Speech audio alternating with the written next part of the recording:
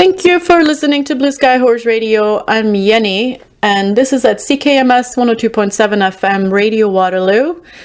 Blue Sky Horse Radio can be found on Facebook, and there's a YouTube channel as well. Today, Britta Hesla is with me, and I want to thank Catherine Betts for introducing us as well. Britta, would you please introduce yourself to our listeners today?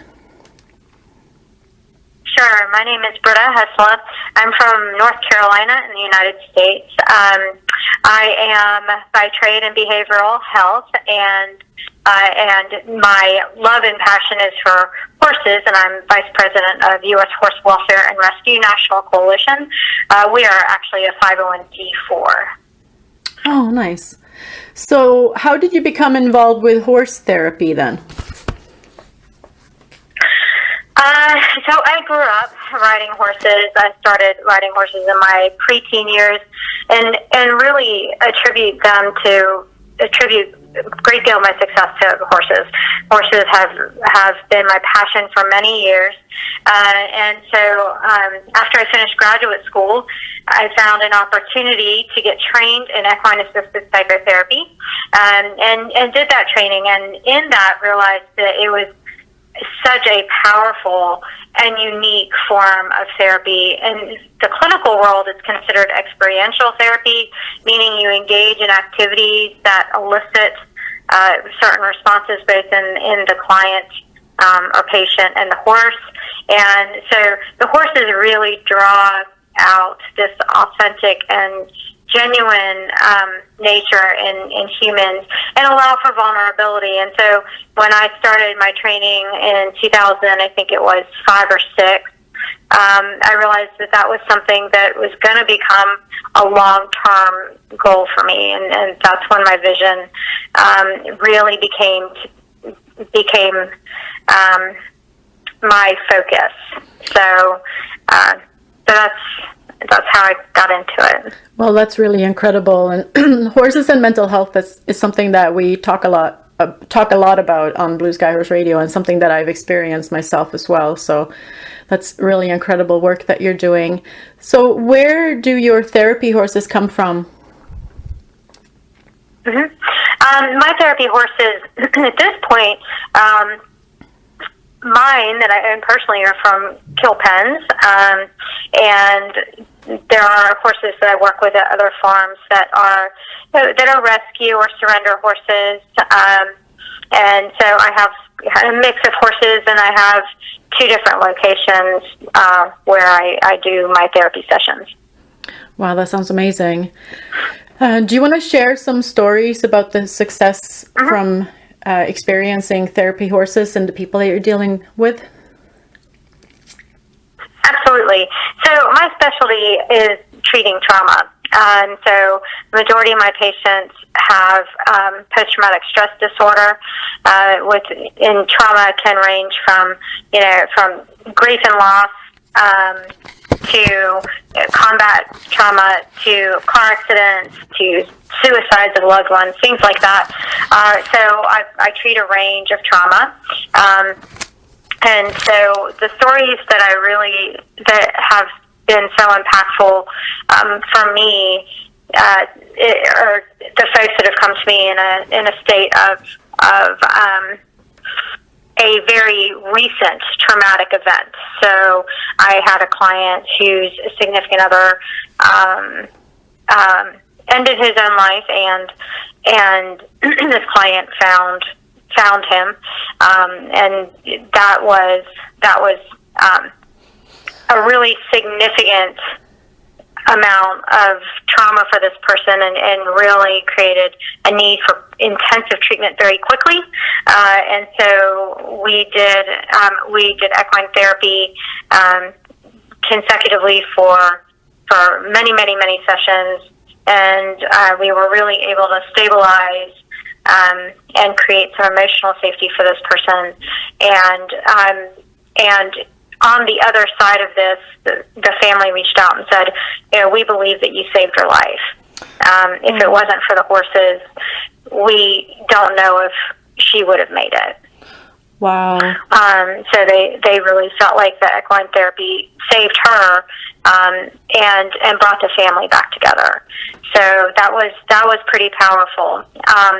I have treated victims of sexual abuse who were not able to speak about it until they were able to be in the presence of an abused horse, and that was extremely powerful. And I can think of one particular client of mine that I had actually been seeing for therapy for a very, very long time, and this person had done a wonderful job, done a lot of work, but was still unable to allow those words to come, and still had not really identified the perpetrator in a way that was going to be helpful for his recovery and healing. And it wasn't until my client was with one of my killpen rescues, and he saw her scars, and he heard some of her story where he was actually able to speak the words. Oh, wow. And that was extremely powerful for this person. As a matter of fact, it actually ended up really eliminating for him anxiety attacks, panic, things like that, and it really dislodged essentially this stuck trauma that we weren't able to get to in any other way. And just knowing her story and her resilience, and the fact that here's this large animal who has been through so much but has come through it and is beautiful and strong, and just all of that, and then his ability to connect with her, and for her to challenge him in those ways, that was really healing. And I can, and there's just so many stories. I can imagine that I can share. Yeah. It is incredible. We have, Go ahead. No, it is really incredible, and it's nice to hear the stories, because for some people, especially that haven't been around horses, they may not be aware of the power and healing that horses can help be part of. Mm-hmm. Yeah, absolutely, and I think there's this thought that horses are dangerous, or if they come with their rescue horses, or killpen horses, that these are dangerous animals. I imagine that any living being could pose a risk or be challenging at some point or another, especially if they have been treated badly. However, part of that relationship building, this isn't about riding a horse. I mean, we can learn to ride. We can learn to practice certain levels of expertise with horses. That doesn't mean that we connect. It doesn't mean that you've built an attachment. One of my killpen horses, when I got her, you couldn't touch her. And this is the one that I just shared about with my sexual abuse victim. You couldn't touch her. She would turn her butt and pin her ears, and I sat in a field with her for a couple months until she was ready to acknowledge that I was safe for her. And when she invited me into that relationship, we started with building trust and just on the ground. I didn't ride her for over a year, and now she can help people heal from trauma, and you can also ride her at a full gallop through a field on a trail. But the relationship is so different. It's about connecting in a way that's almost indescribable. You know it when it happens. You also know when you lose it. You know when that connection is there, and then when you have it, and then something happens, they get distracted, even by a noise or whatever, and that connection goes away. Okay, so I want to ask for you to reconnect with me, and here's how I'd like for you to do that. And so horses do a number of things. They really require that you're present. They really require that you're authentic and genuine in your nature. And they know your heart rate. They know, whether your heart rate is equivalent or congruent with your facial expressions. So they know who's genuine and who's not. Mm-hmm. And so they're going to challenge folks in that way. And that's why, and that's one of the reasons why I'm so passionate about ending horse slaughter, because there is nothing about what goes on with these horses from the very second they leave their home to auction, to kill pen, to slaughter, that they don't know that everything they're surrounded by is dangerous and painful, and their emotional intelligence is far greater than ours. So their power to heal and their power, or to help somebody heal, and their power to know much more than we do emotionally is so great. And so it's not about what they physically endure at the end even. It's really what they endure from the second they leave safety. And so that's a long journey, not a 5-second journey, right? No. We're going to get to talk about that a little bit more. But regarding how you're getting the kill pen horses, for example, what is the approach that you're using for some of these horses that have been traumatized in order to work with them safely in your equine therapy programs? I can say I definitely don't just jump into using them for therapy. So there's going to be, certainly if I have a horse that is,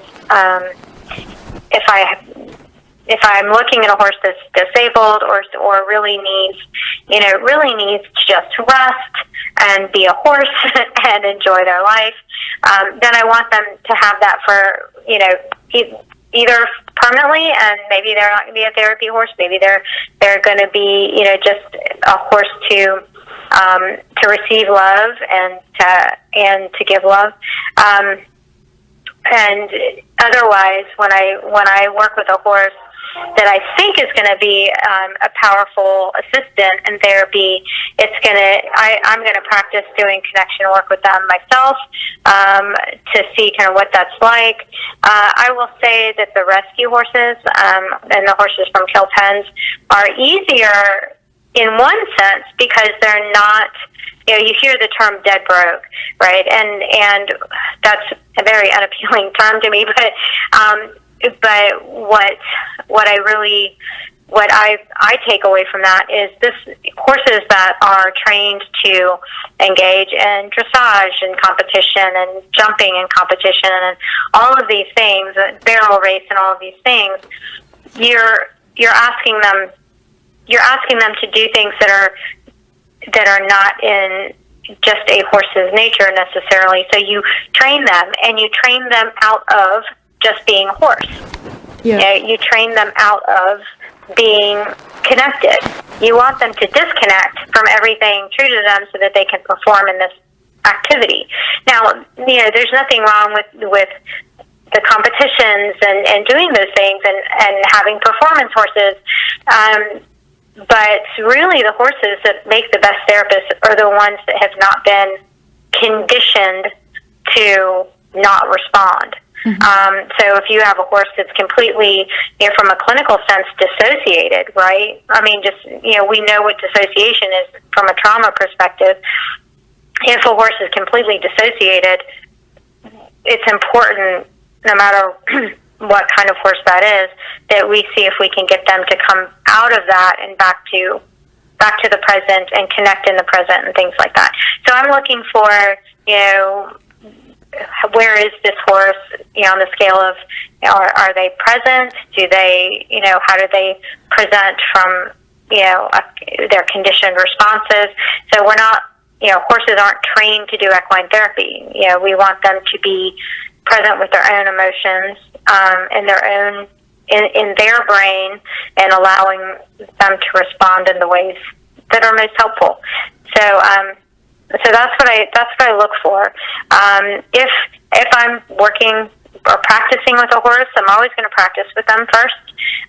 If I'm practicing with one and they respond in a way that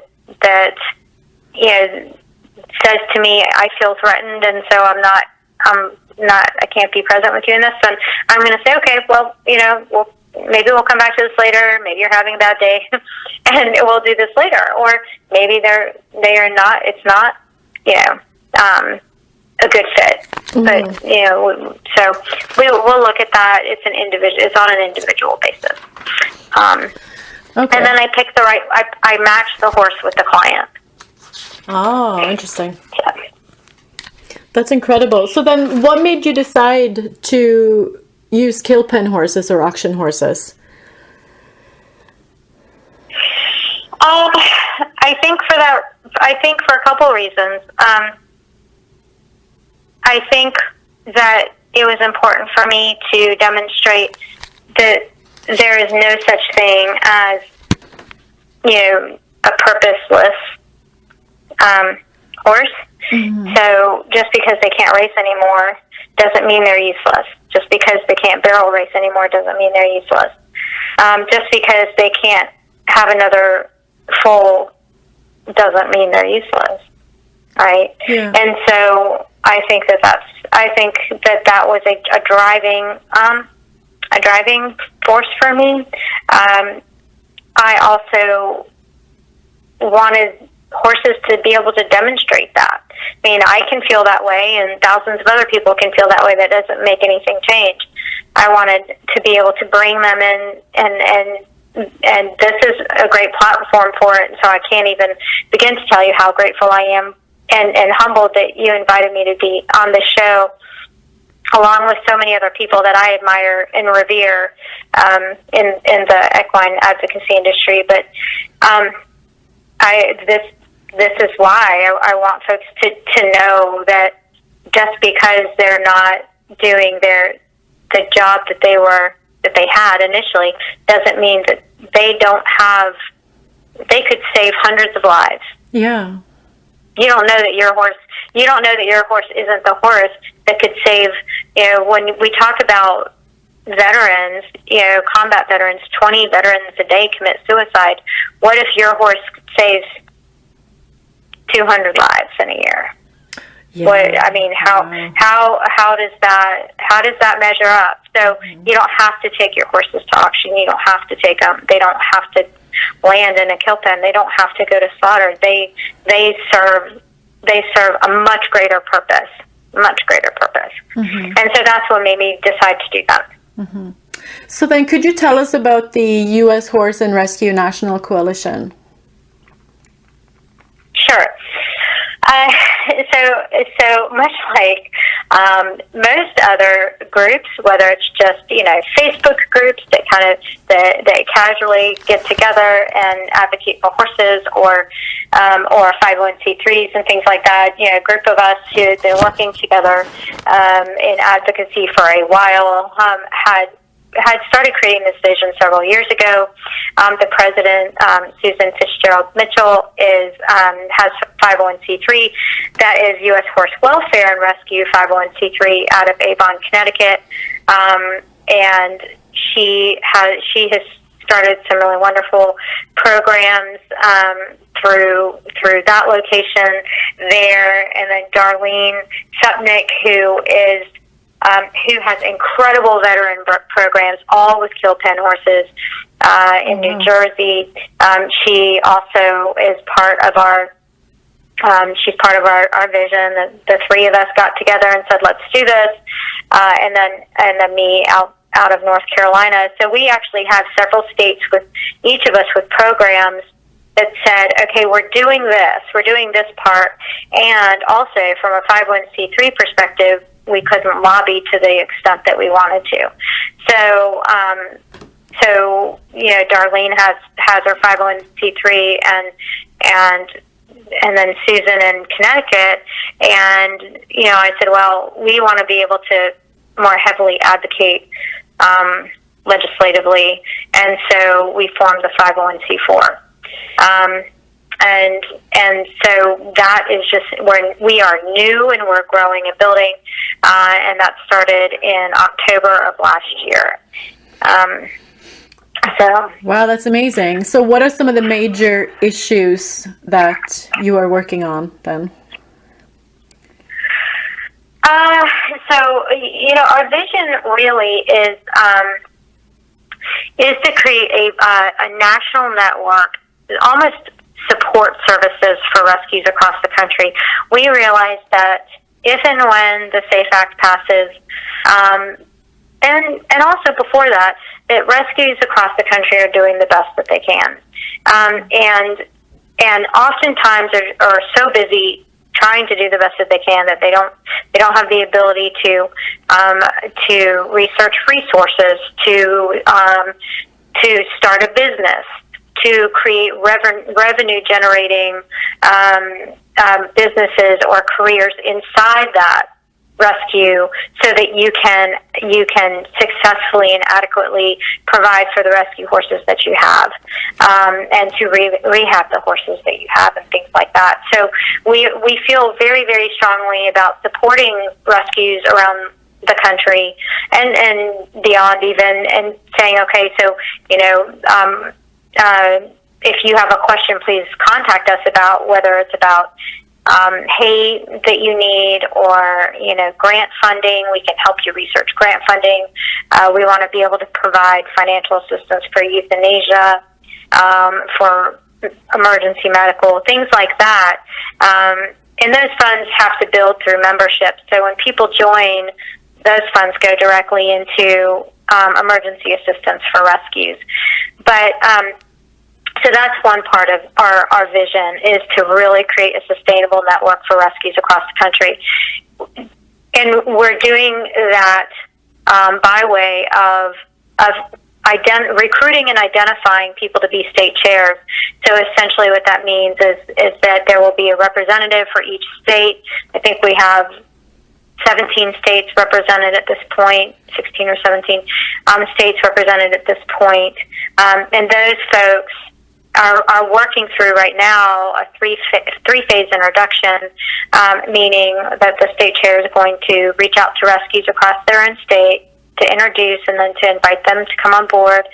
And then the second phase is to reach out to local businesses to get discounts for rescues. So we want local businesses to really say, hey, members of the coalition, you get 25% off for this thing, or 10% off for this service. So we want to try to build up discount services for members to save some money. And then the next phase is to really build fosters, to reach out across their states to build up a foster network for placement of horses. And then, of course, the legislative piece.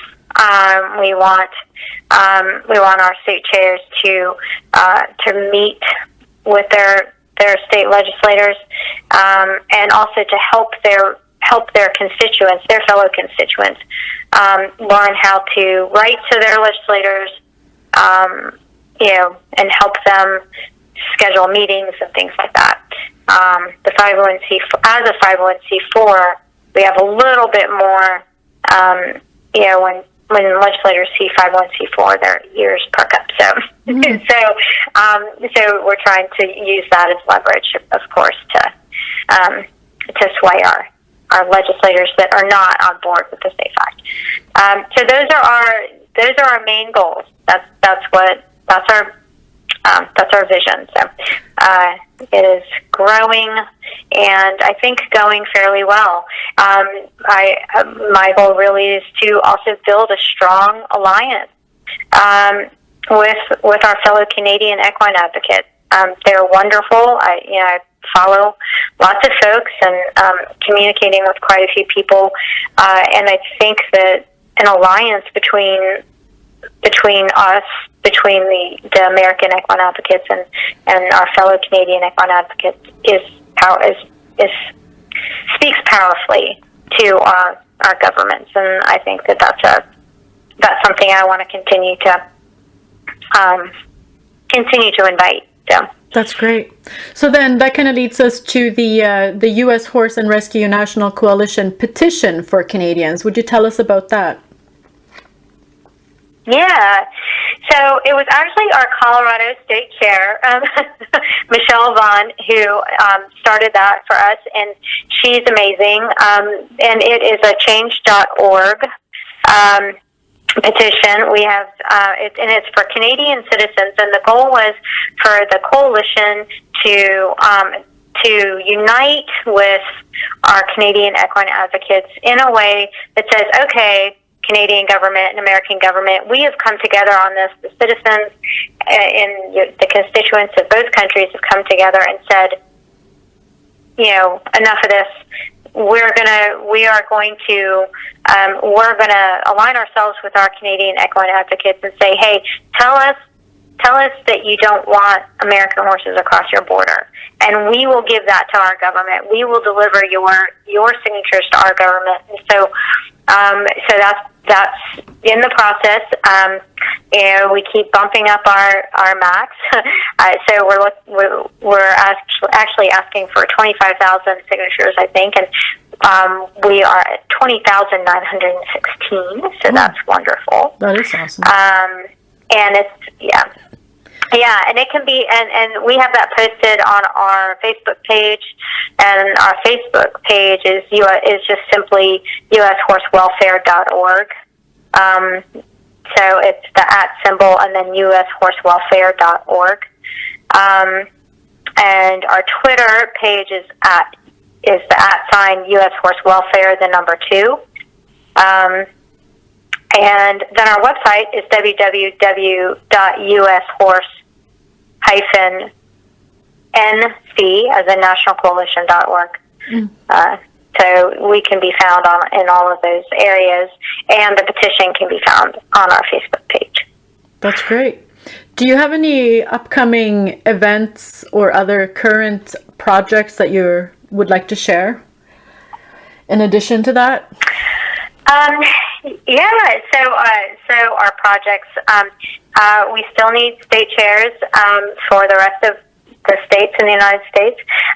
We are working on finalizing both our Canadian citizen petition and our United States petition, finalizing our letter to the sponsors of the SAFE Act, which is going to be introduced in the next couple of weeks. So we are preparing to send in our documents to all of those leaders, and so that will be done pretty soon. So I'm excited about that. And we are working on our business incentives right now as well. So those are the major goals at this point. And we have some other projects as well that we're working on, and they are the irons are in the fire, and so we're talking to various groups, and so we're excited about those. Yeah. That sounds amazing. That's a lot of hard work that you're doing. It's really incredible. And we'll make sure to share the links out as well when we're posting this. Britta, it's been really great speaking with you. I know we're running out of time almost. Do you have any parting words before we leave? I do. I have met some of the most incredible people in this journey, and people that are doing this for no money, that sacrifice their time and their energy. I have never met such passionate people, and so I think that the equine advocacy community it is just so full of passionate, wonderful people. They give of themselves endlessly, and I think about those folks all the time. I have expressed to our legislators when I have visited Capitol Hill that this isn't just a horse issue. This is a human issue, because there are people that are sacrificing everything about themselves to this cause, and we need to be cognizant of that. So I want to say thank you, and I feel fortunate to know that there are such people on this planet. And please do go to auctions. please do intercept horses. Please contact us if you're interested in building programs at your rescues. If you want to build, regardless of whether you're in Canada or or the United States or anywhere else for that matter, please contact us. We have programs that we can help build for folks. We can help research things for you. We can help with grants if needed. Doesn't mean they'll always get approved, but we can certainly look for them and try. So please, be part of the solution. Stand up to these people that choose intimidation and coercion and emotional blackmail. They continue to engage in that kind of intimidation because they know that they can. And the more we stand up against them, the better off the horses are going to be. They don't get to determine our behavior, and they don't get to determine our choices. So, if you have horses that you need to relinquish or surrender, you can also contact us. No judgment. We are just wrapping up a 17-horse surrender as of today. So we're here, and we're here with no judgment. We're here to help. So, yeah, that's it. Wow. Thank you so much for all that information. That's really incredible.